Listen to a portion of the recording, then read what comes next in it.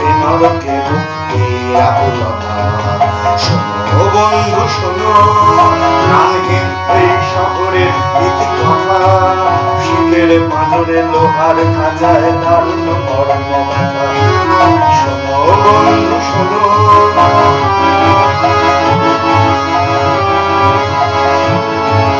জীবনের ফুলমুলেই ঝরে সুকঠিন ফুটপাতে, অতি সঞ্চয় দুর্দানবের উদ্ধত পদাঘাতে।